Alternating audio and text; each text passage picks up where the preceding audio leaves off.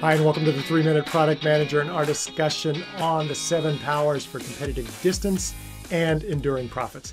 Here we're going to use we're going to leverage the work of Hamilton Helmer and his book, The 7 Powers. So let's start with powers. So power is a set of conditions for creating the potential for persistent long-term profits, okay? So we're trying to get to a market position that is immune to competitive pressure, and the nature of these powers is that they offer a benefit to the power holder and they offer a barrier to any competitor that's trying to come after you. So Helmer's advice is to find a path to one or more of these powers for your products, for your companies. I'm going to go through in this video, I'm going to go through the 7 powers, and then after that I want to talk about what it means for us product managers. Let's start with the first power. So the first power is scale economies. So here, this is lower per unit cost for higher volume. And this means prohibitive cost really for competitors to gain share just because the cost structure, their cost structure is not nearly as beneficial as your cost structure. So here we're going to use the example of Netflix. So Netflix has over 200 million subscribers, and when they do original content, this costs a lot of money. So when they're making episodes of Stranger Things or The Crown, it costs a lot of money, but Netflix can spread that cost over many more subscribers than their competitors can. So essentially they have lower content cost per subscriber. Let's go to the second power, and this is network economies. So this is where product value increases with the number of users. And characteristics of markets like this is that it's a winner-take-all market. And it's often determined, the winner is determined by who gets the product right early on. So here we can use the example of LinkedIn. There's more than 740 million of us professionals out connecting with each other on LinkedIn.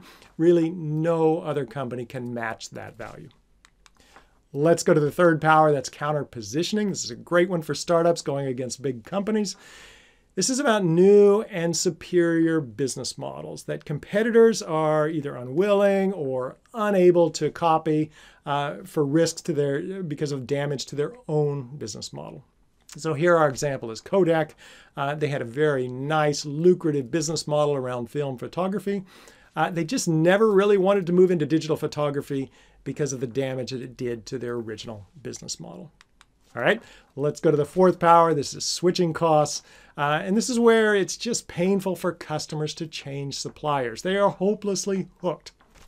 So competitors, if they want to break in, they really must compensate customers for these switching costs. So here our example is SAP with their ERP software.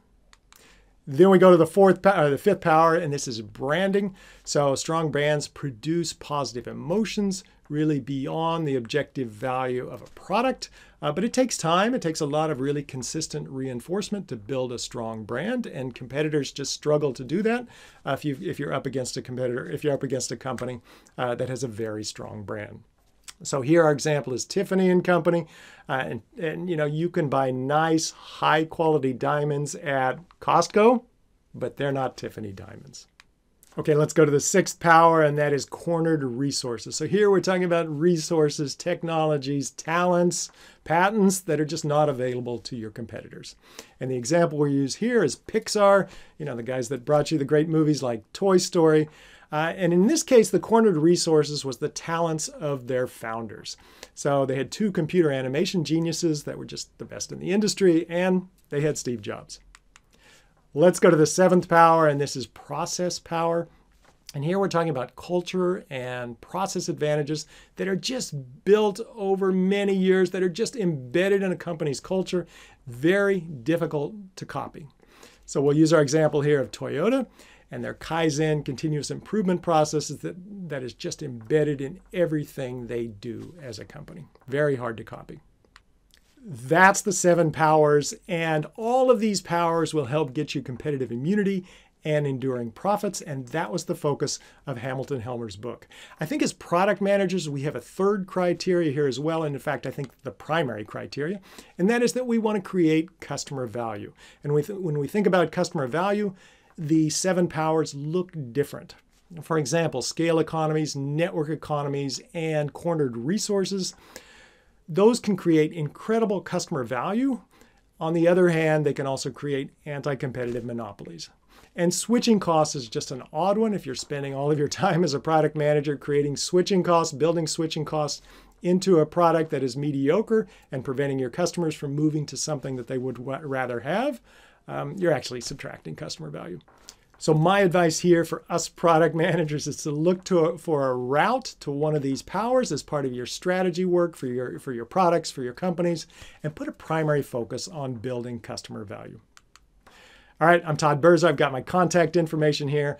I've also got courses out on Udemy for product managers where I talk about competitive advantage. I talk about strategy, product strategy in more detail. So the links to those courses are below.